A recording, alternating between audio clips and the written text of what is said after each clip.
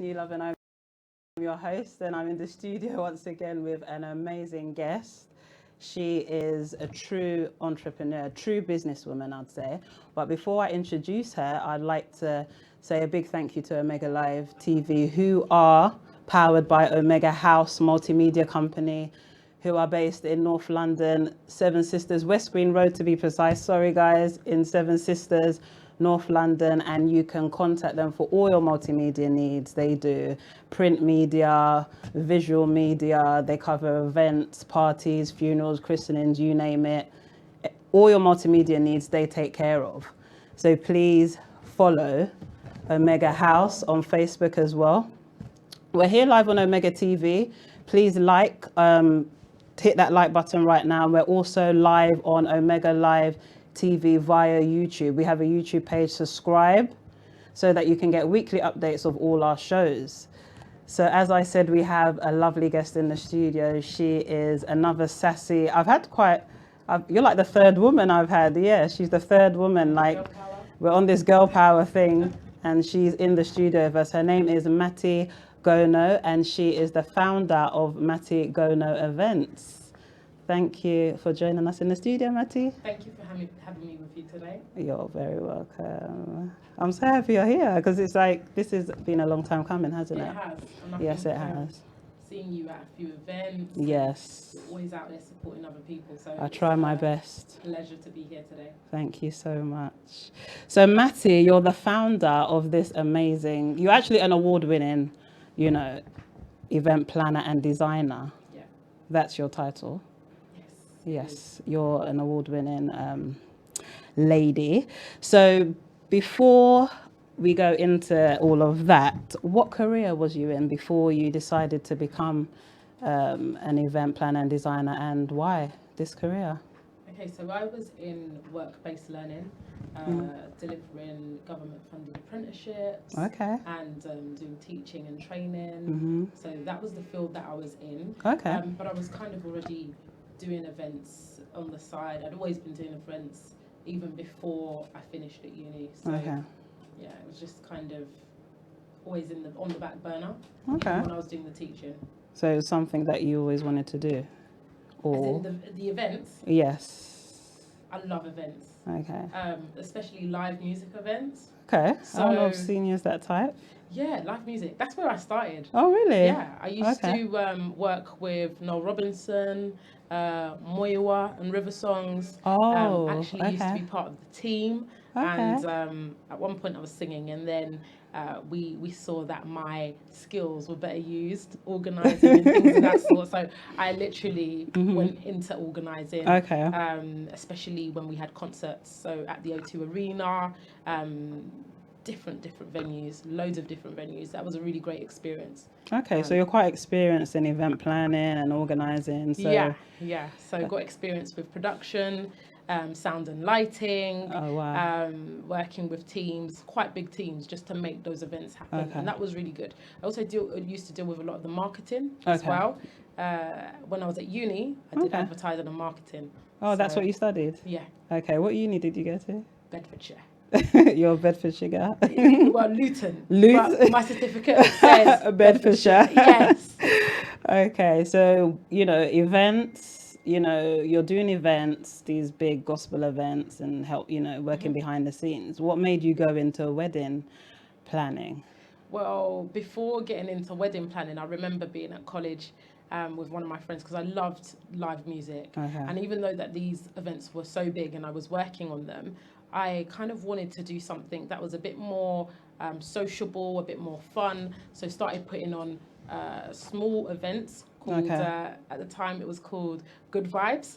So I used to do those at the Bar Academy Islington, which was really fun. So I did that for 2 years, and used to get a live band to play with different artists who used to come in from... I am listening. I'm just trying to interact. That's all right. That's absolutely fine. I'll pick up my phone in a minute. But that was really, really fun. So that's where it kind of started. And one of my friends was actually going to be a bridesmaid. My good friend, Liz. And she was going to be a bridesmaid. And she said to me, we were at college, she says to me, Mati, you're going to do this wedding. Okay. And I was like, what do you mean do the wedding? She's like, you're going to plan this wedding. So one of the questions on there you asked me. Yeah. My first wedding. So this was my first wedding. This was in 2007. Okay. And I knew the couple a little bit. Okay. So it was Obed and Eleanor. They were on God TV. Okay. And my friend was a bridesmaid, and she said, "I'm going to be a bridesmaid, and you're going to plan the wedding." Wow. And I was just like, "Have you spoken to Eleanor?" She was like, "Yeah." She said it's fine. Really? So I was like, "Okay, cool." So I literally just did what I thought I needed to do. Okay. Had meetings. Eleanor had done a lot of work in terms of the decor and stuff, and she told me exactly how she wanted things to look. Okay. They had actually gone out. Those were the days when people used to actually buy the stuff themselves. Okay, and yeah. then put it on the tables and all that kind of stuff. The traditional way, yeah. Exactly. And it was a beautiful wedding. It was at Shack 89. Wow. Yeah, in Mitcham. So I remember a lot of people attended that wedding, and I had a massive team.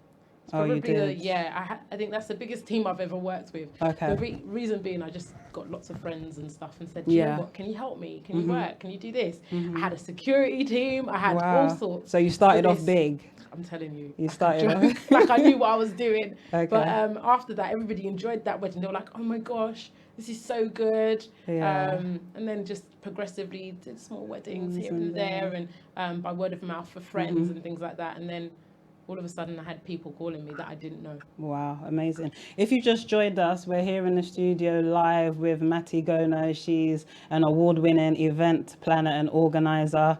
She started off big, as she's just said, and right now she's huge.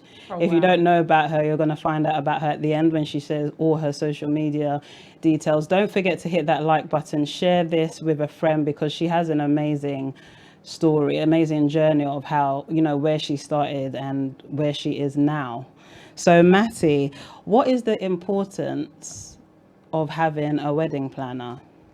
I think the importance of having a wedding planner is really someone that can guide you through a process that you've never been through.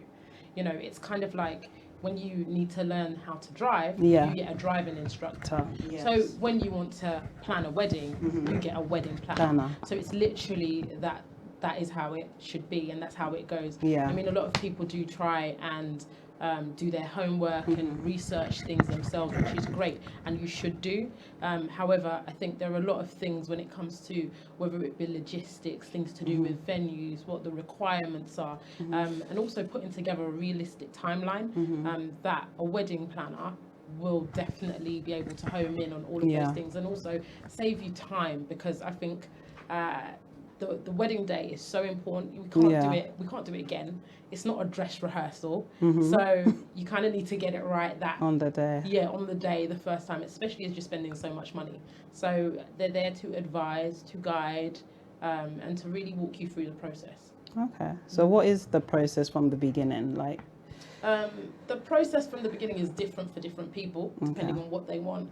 However, I usually start by asking couples to establish their numbers, get a rough idea of the numbers, so that at least we know what type of venue we want to go for.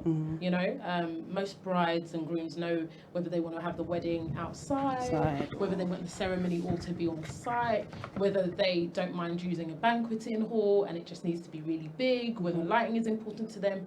They know those things already, but it's usually the numbers that are the crunch, because then we know if we need to get a venue that fits 200 people or that type of thing. Food is also very important as well. Okay. Yeah, so I was going to ask you what your first wedding was like, but you've already answered that question. Yeah. It was a really good experience, and I think doing it with friends and realising that I could get all these people to work together, and they leave not hating me. I thought, oh, this is quite good. And they all kind of worked for free as well. Gone are those days, but it was a really, really good experience. And because it was the first, for me, I feel like I kind of sowed a seed into what I was going to be going into, even though I didn't know at the time. Yeah. So after that wedding, how soon after was your next wedding? I mean, how did it turn out? How was the role? Was it like a continuous role, or did you struggle to find gigs, or was you getting a lot of referrals? Well, I wasn't looking for them. Because you were still working? I've always I had kind of like had 2 jobs for a very long time. Okay. So I'm that type of person. So I wasn't looking for weddings. I wasn't even really. I wasn't looking for weddings. I was very much in love with the live music, and I was happy doing the events and assisting people and that type of thing, and working on large teams and stuff like that. So the weddings started coming to me just organically. Oh, can you do my wedding? I remember I was attending a particular church, and I did one of the girls there. I did her wedding, and you know, different people's weddings, friends, a few family members, but mainly like acquaintances. So do you think it helped being at church? Like, did that help you get customers? No. No. No, it didn't. I didn't. I've only done a few people from my church. Funny enough, we've got a wedding this year from a couple that are from my church. But I actually. Do you try to stay away from? No, not at all. I only actually found out they were from my church when they mentioned it. Not that I'd seen them there. Okay. So it was like, oh yeah, we go to Ruach too. So I was like, oh, you go to Ruach? Well, yeah, I go to Ruach. It's quite a big church. Yeah. Yeah. So it's huge. So where everybody is somebody, so it's a great church. Yeah, and I used to actually visit when I was a teenager. It was one of the first churches I actually went to. Like, I'd say one of these large type of, you know, bougie churches. Oh. Not bougie, but you know, like. We are not bougie at I'm joking, but you know what I mean. Like, it was, that particular couple, I didn't know. They came to my church at all. So it was like, oh, I go to it. I was like, oh, okay, cool. Yeah. And then after that, I started seeing them. Yeah. So, you know, it's one of those things. But no, I don't think church helped, but I serve in my church. Yes. And I think that's something that's very important. Very important. Especially for me, because to be a wedding planner, I think you need to be able to serve others. Most definitely. Yeah, I think that is probably the top on the list, and I know my team and the girls know, like, you need to be able to serve others. If you cannot serve others, this isn't for you. You know, because that is really what it's about. Because I've seen you like at a wedding, and I've also seen, you know, videos you put up, and you're quite reserved. I'm like, wow, like, you see this glamorous Matty on Facebook, on Instagram. Yeah, you're glamorous. Oh, okay. You know, you see glamorous Matty, but then I see you serving, like, you know, I went to a wedding and I could see you really working, and, you know, like, you was actually working with the people that were serving and stuff. I saw that you jumped in and you were helping, and I was like, this is amazing, because, you know, some people are like, no, I'm the wedding planner. I'm not going to be serving people and, you know, doing the dirty work, or I'm delegating people to do those things. But I saw you, like, you actually, and I was like, she's hardworking. Yeah, I'm quite involved. She's and I really feel hardworking. Like I won't ask anyone to do anything that I wouldn't do. Yeah. And I believe in leading by example as well. And there are times for me to jump in, and there are times when I have to kind of sit back and be like, okay, let me observe what's going on, what needs to be done, you know? Yeah. So that's quite important to me, but definitely you have to be able to serve, and I think that's something that comes quite naturally to me. Yeah. Oh, wow. Yeah, so I noticed that you do a lot of weddings for other cultures and traditions. Like, you've branched out. You're not just doing weddings for Black people and Africans. You know, I've seen that you're quite diverse in that area. So how do you know, what's the process of, like, say, a couple from an Asian country coming to you and say, Matty, we want you to organise our wedding. We want you to be our wedding planner, but you know nothing about their tradition or culture. I mean, how do you embark on doing that? How, you know, what's that process like? I think the process is the same for every couple in terms of, it doesn't matter where they're from. For me, it's very much about getting to know them and what their expectations are. There are things with different cultures and different traditions that need to be kind of adhered to, and the couple always let me know as well. I do tend to read up a little bit, maybe even watch a video. For example, we did a Moroccan wedding last year, and that was our first, Moroccan, Jamaican, Cypriot, you know, but it was mainly a Moroccan wedding, and I'd never done a Moroccan wedding before, and all I kept thinking to myself, aren't these things 3 days? You know, and really late at night, which they usually are. However, when they do them in the UK, they adapt them a little bit. And this particular couple, wanted to implement the white wedding section into it, as well as having the traditional element. So this is why I say every wedding is different for every couple. So it's about understanding the couple, understanding what the requirements are, and then really kind of delivering on what they want, understanding the culture. And that takes conversation, it takes communication, it takes getting to know the client as well, which is something that's very important to me, because when I work on the day, I'm working on their behalf. I'm kind of hosting their guests, you know, and they're the ones that give me all the information that I kind of need. Okay. So how long have you been a wedding planner? Next year will be... I feel like I'm repeating myself saying wedding planner, wedding planner. No, it's fine. But that's what you are. Yeah, so. it is what I am. Yeah. It will so be... how long have you been in the game? Because I know it's been a long time. I've done my research. You're quite good at research, aren't you? So it's been about 10 years. It'll be 10 years next year, officially, because even though my first wedding was in 2007, the business name, when I got it, just as planned at the time, I started operating under that name in 2011. Okay. Yeah. So from 2007 to 2011, were you just like warming up? Yeah, kind of thing. I had a business but didn't know I had a business. Do you know what I mean? It was kind of a very intensive hobby at that time, I would say. Okay. Yeah, a very intensive hobby that I took very seriously, but still a hobby. Because I think 2011 really made me put things in place, put a structure in place, really get an actual team, a solid team, start training the girls and all of that kind of stuff, and then gave it a business name at that point in time. And I think I needed that space in time between 2007 to 2011 to really kind of figure out, okay, is this something that I'm passionate about and want to do? I kind of fell into it. Yeah. So what made you like say, okay, this is it, I'm going to register this business, I'm going to do this? Because obviously you started, but like you said, you wasn't sure, you was, you know. Yeah. What made me take that step? I think it was the demand. Okay.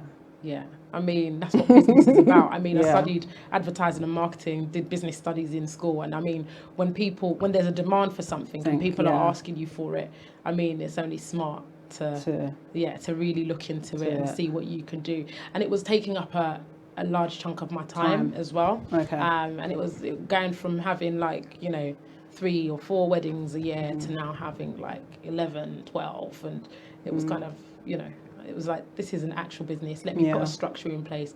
And that was important to me, to put structure to it and to make sure that I was operating at a level which was quite professional, because that was just how seriously I took it. So, if you want to be taken seriously, I think you've got to, you do. Yeah, you've got to put your best foot forward and put some structure to it. Register your business name. Yes. Yeah. But some people register and they don't take it seriously.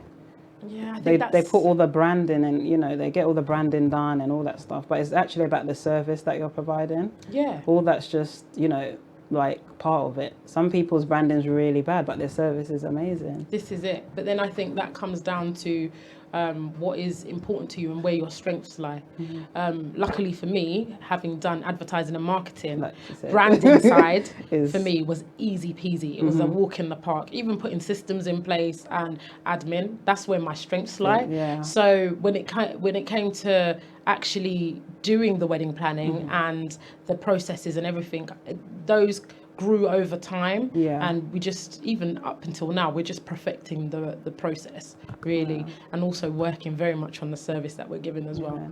So was there ever a time within the last 10 years you thought, you know what, I don't know, have you ever had incidents where it's really thrown you back and you thought I don't know about this? Because I know it's heavy, Yeah, it's heavy. But events are heavy, but wedding planning is really heavy because people have so much expectation of you. They do. And when I go through the characteristics, I'll tell you, managing people's expectations is the biggest job, on top of a lot of other things. But, that's one of the bigger roles. Did I ever have a time where I felt like giving up? No, I'm kind of... My character is one of, I'm quite tenacious. Yeah. So I don't give up easily. Okay. And I'm like, if this isn't working, is it because I'm not working? Mm-hmm. Or is there something else I could be doing? Because I'm very passionate about it.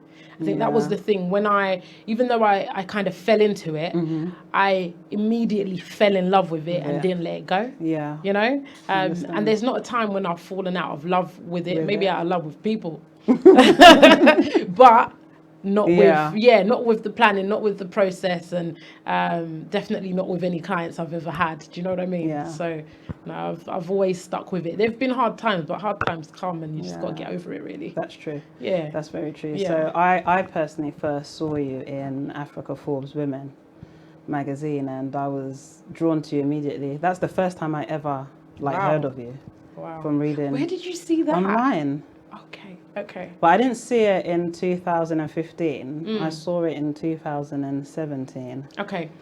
So it was early 2017, and I was just online, being nosy as I am, always looking for somebody or people. Yeah. And I came across you, and I came across you on someone else's page. So I went to the article and I read it. Wow. And I was like, I want to meet this woman. Like, who is she? I'm sure I know someone who knows this girl. Yeah. You know? So how did you get in Forbes? I mean, that's a big deal. It is a big deal. And it's about the money. It's about the figures. It's about the figures. So, how did you get into Forbes? So I did a wedding in, I think it was 2013. And this is the thing with weddings. They'll put you in contact with so many people. You're exposed to so many different people from so many different walks of life in one room. And I remember there was a gentleman there who was a friend, who was a wedding guest of the bride and groom. And I remember having a conversation with him and him being very much like, wow, you're really doing quite well, because this is like the level we see in Nigeria. So I was just like, okay, amazing. And their weddings are I mean, out of this world. At that point in time, we were really kind of not even starting to scratch the surface. So I remember doing that wedding and being in contact with that gentleman. His name's Richie, bless him. And I remember, I think it was a couple years later, we're still in contact. And he was like, oh, his girlfriend at the time was working for Forbes Africa, and she is looking for someone who does weddings really big in the UK. And he was like, I thought of you. Wow. So literally got in contact with me. She had a very extensive conversation with her, talked about numbers, figures, and all of that kind of stuff. And she was just like, okay, I need some examples, I need some case studies, etc., etc. And literally from there, we had the feature from there. Okay, amazing. Sorry, I'm trying to get my volume down, guys. That's all right. This is really bad. Go for it. Yeah, so we're in the studio with Matty Gono, and she is an award-winning event planner and designer. She's a wedding planner, basically. Yes, so Matty. Oh, sorry guys, please share. We're just halfway through. We're just scratching the surface, as Matty would say. So please share. We're live on YouTube as well, Omega Live. Subscribe, share, because we're having such an interesting conversation with Matty. I feel like I'm in my front room and we're just having, I feel a cup of wine. I feel like I'm in your front room. So Matty, who has been your biggest client to date? Biggest client? Biggest budgets, however you want to put it. If you don't want to say who the client was, let's talk about the biggest budget. Okay, so our biggest budget to date was in 2015, but it's because the venue, the location, and the number of guests. And that particular client. But, however, this year we've definitely exceeded that. Wow. We have a wedding coming up, which even for me, I'm kind of like, I'm very excited. I mean, again, excited about all weddings, but this one in particular, I think because I've been able to really design from the ground up. It's, like literally from venue it's everything. Okay. Do you know what I mean? Yeah. And because we've had the budget, they have the budget for what they want, and even what they wanted. I was like, "Are you sure? Are you sure?" Yes, they were sure. So yeah, we're looking forward to that one, and that one exceeds the one in 2015 that we did. Okay, so you've had events at some amazing venues like the Dorchester. Yes. Name some others. Grosvenor House.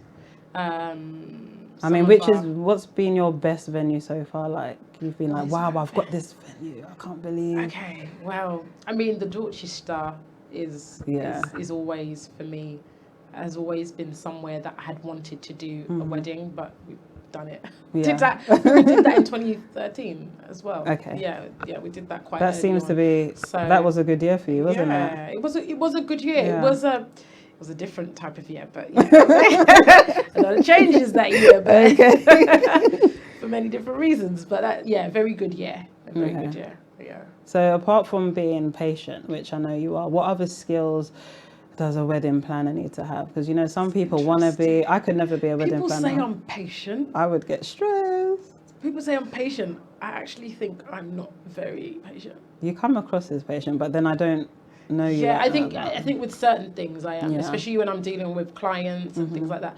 With my own stuff, and if I'm kind of like doing something at home, I'm like the most impatient. I want it done now. Yeah. Like, that's how I am. But with clients, I'm very patient. Okay.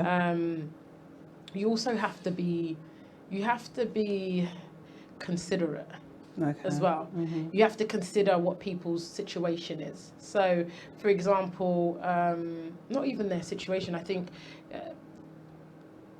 sometimes couples have an expectation of what they would like for themselves, and then you have to be the voice of reason, or even the realist in the situation. In terms of budget, like, okay, they want this, they want that, they want this, because sometimes, well, most times, it's their first time getting married. They're coming to you. They're asking you for your advice. They don't know how much a dance floor costs. They consider dance floor as decoration, when really it's a production, sound, lighting. Those all come under the same thing. So when they get a quote for production, sound and lighting, and a dance floor, and then they get a decor cost, and they're like, how come that costs more than that? Or isn't this all the same cost? Or why is the decor costing us over 12 grand? So many different elements. Whatever. It's kind of like, okay, there's a different understanding. So I think you also have to be able to educate your couples as well.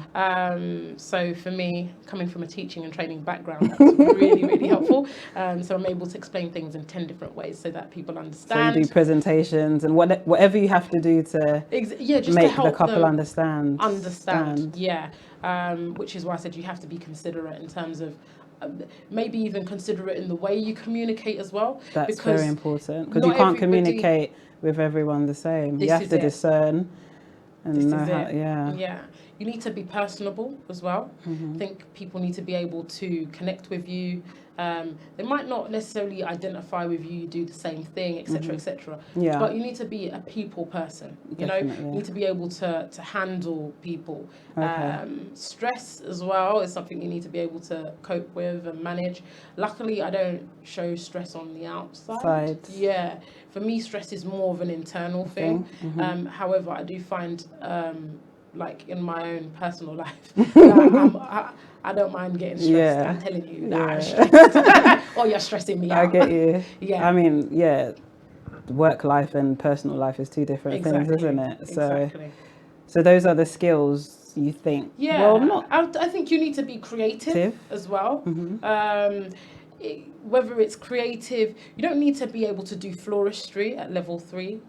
Even though I can, you don't need to have. You don't need to be a florist. But when I mean creative, even thinking outside the box. You know, because there's certain things you need to be able to problem solve. So you need to be creative in your problem solving, and just really like your communication. Sometimes couples like different modes of communication as well. So you need to be a good communicator.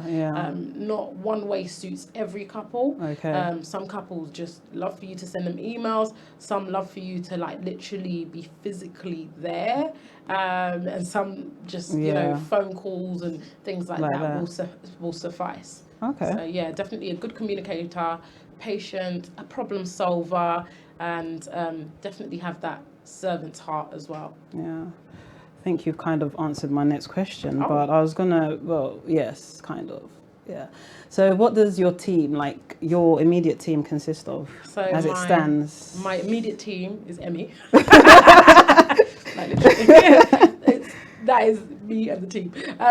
So Emmy is my assistant, my direct event assistant, and literally she deals with all the couples, just as I would. I do that because I feel like, God forbid anything was to ever happen to me. I think it gives couples a bit of confidence knowing that their wedding isn't just in my hands. You know what I mean? So that's the immediate team. So on a like day to day. So you let them know this is my personal assistant. So.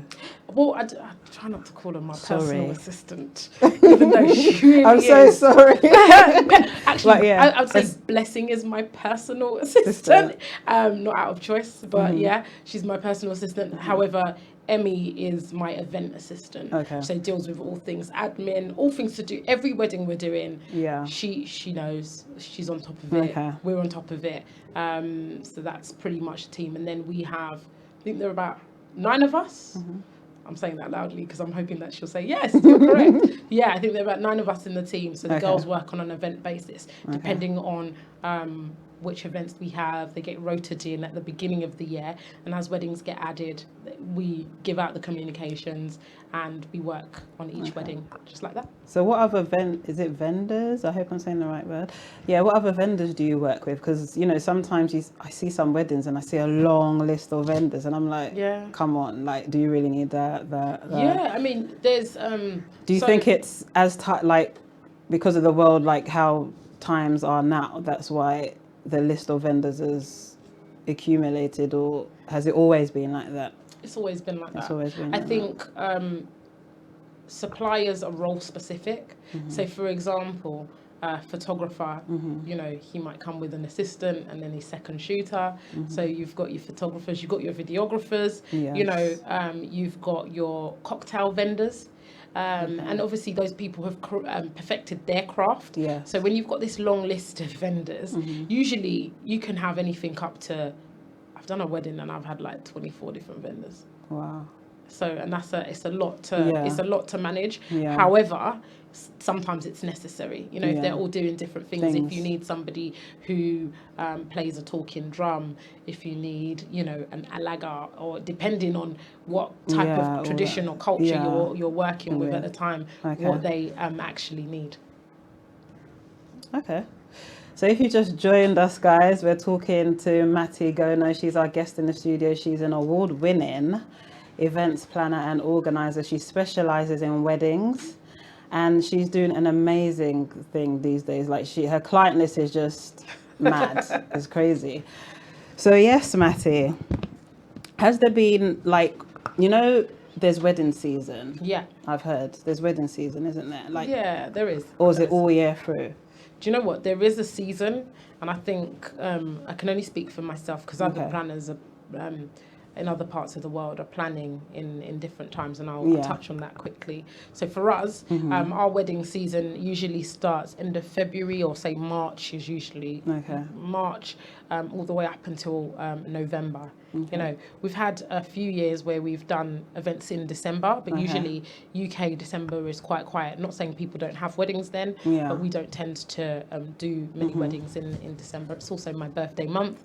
I like to take holiday in November. I was about to say, what do you do in the quiet seasons? Like, what do you do for, you know, money? What do you do for, like, or in terms of structure and how I've kind of put the business together. financially, there isn't a dry season because the clients pay, like, for example, in installments. Okay. So really, there's money coming in every month. You're a real businesswoman.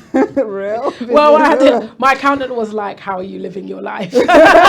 So we had to get it right, you know. And this is obviously after a few years of perfecting. So we also on my team is an amazing system that we use. So that also helps us like manage the payments to our suppliers, and also in terms of our own finances as well, which is really, really great, and it's really helpful. So in the months when we're not out working, we are at home working, you know? So there's admin to be done. There's meetings. I think in November, December a little bit, but January, February, March, it's like madness for meetings. So I'm always meeting with couples. We'll do all the site visits. If we've got pre-wedding shoots to do, all of that kind of stuff. So it's not that, okay, we're not doing a wedding. That doesn't mean we don't have work. To be honest, when we are not out at a wedding, we're probably working behind the scenes. You're doing. It's like something. The majority of the work is done way before the day. For us anyway. I feel like the day is very much, it's like showtime. This is it. This is what we've planned for, and all the planning is the hard work. You know. So you're well organized. What's been the shortest time you've been given to do a wedding, and was you able to execute it? Yeah, I mean, there's a few actually. There's a few where I've had, let's say I've been given a month's notice. Wow. I've done a birthday party for I remember 2017 at the Grosvenor House. We did a birthday party, lovely birthday party, for a client, and it was a milestone birthday, and we did that in 6 weeks.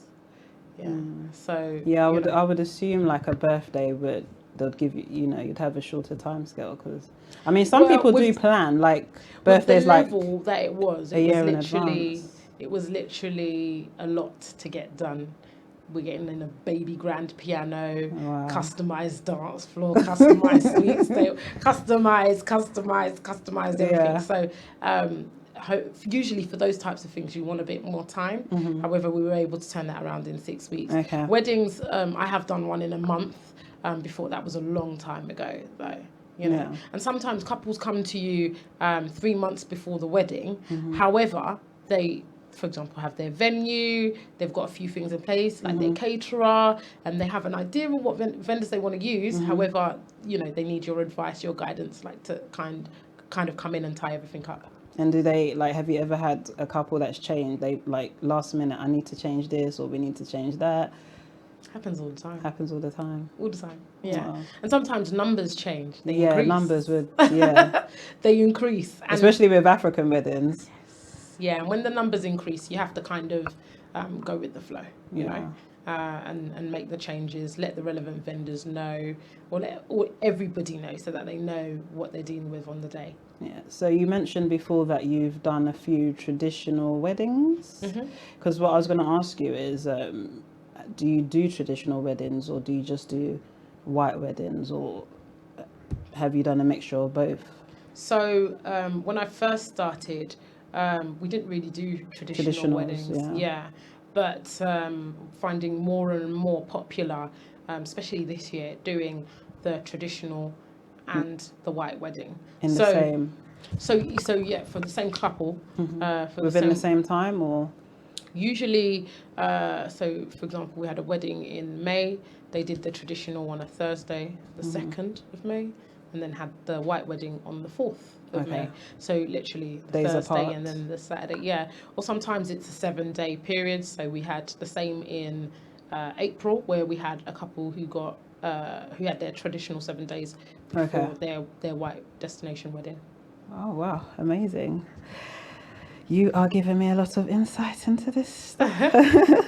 So within the wedding industry, who do you admire the most? Like, you know, who inspires you in the wedding industry? When I first started, there weren't that many people doing wedding planning. So even though I 2007 done my first wedding, then I actually started looking around 2011, like looking at, who's around that I can see what they do in the UK. And some may remember, the veterans may remember Deborah May. She used to do events, but I think she went down more the corporate route in the end. And Shay from Cedar Events, they were kind of... Are they in the UK? No, Shay from Cedar Events or Once Upon a Destination, she moved to Nigeria many years back now. So then there was nobody really in the UK to kind of look at as an example. Within like so those were the two kind of black community go-to. Those were the two kind of go-to, because there are a lot in other communities. There's loads. There are. So when I first started, I just thought, why not?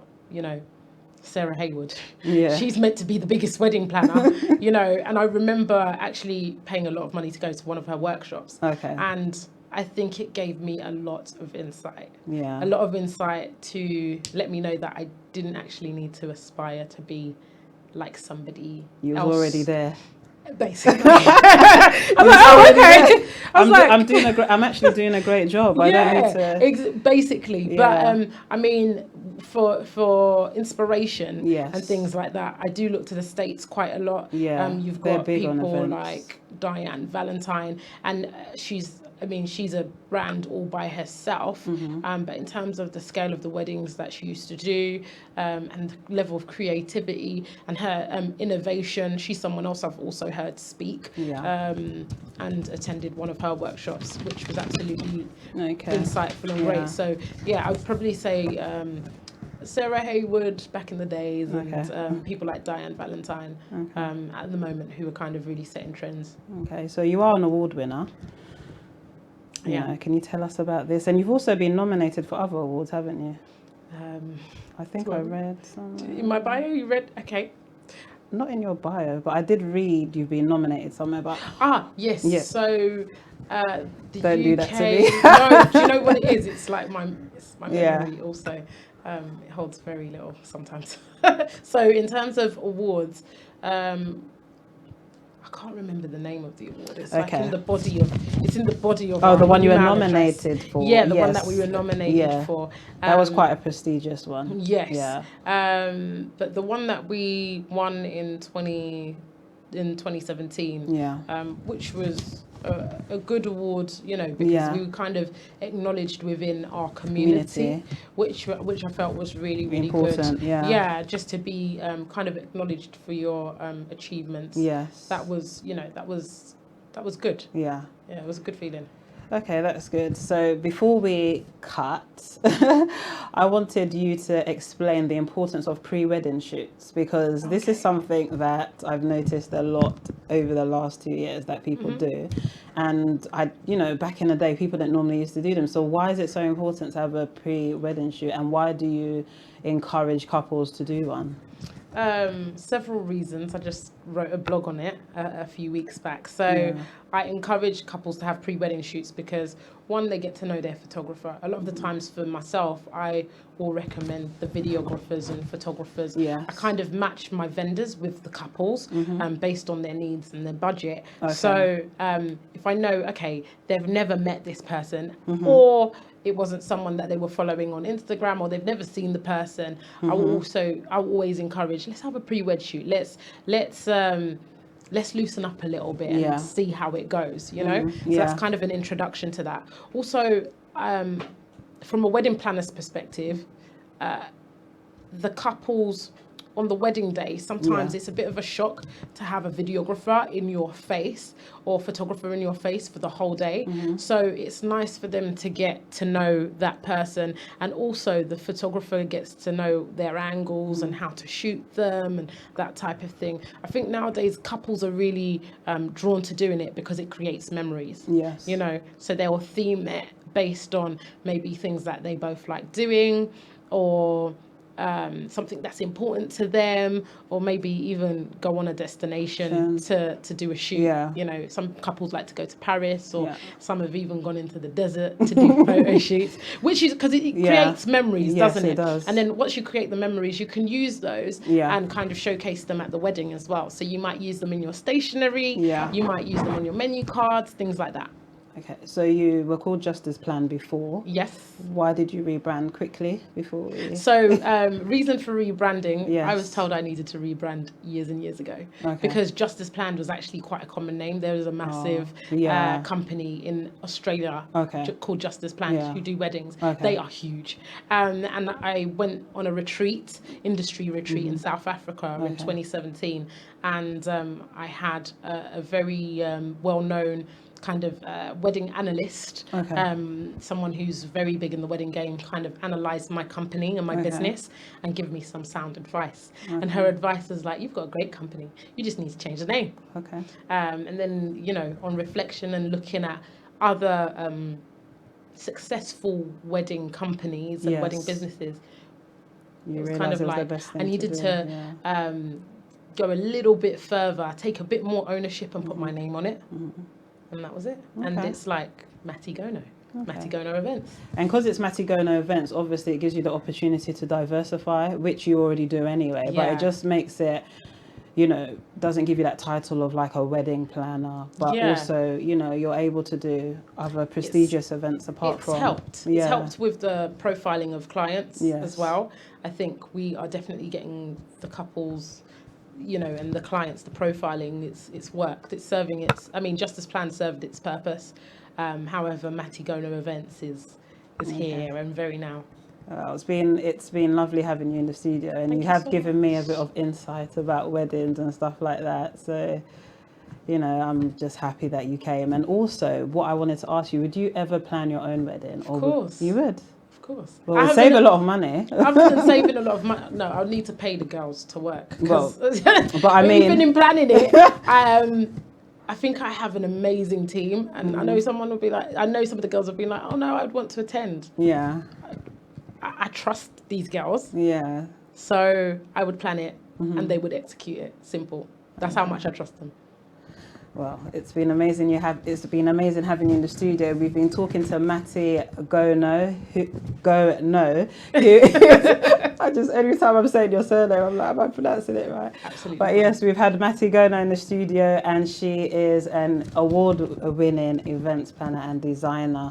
Matty, please let everyone know where they can find you on social media and how they can contact you if they need a wedding planner or an events planner or an events designer. Of course. So you can contact us on Instagram.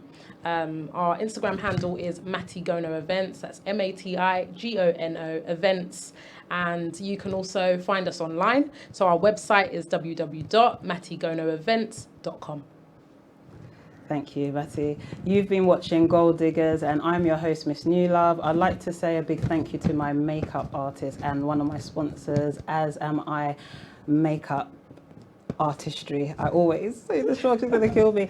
And she's actually doing a promotion right now on proms. She's got a really good discount rate going. So if you need anyone to do your daughter's face like this for prom, please contact her. It's As Am I Makeup Artistry on Instagram and Facebook. Thank you guys for watching.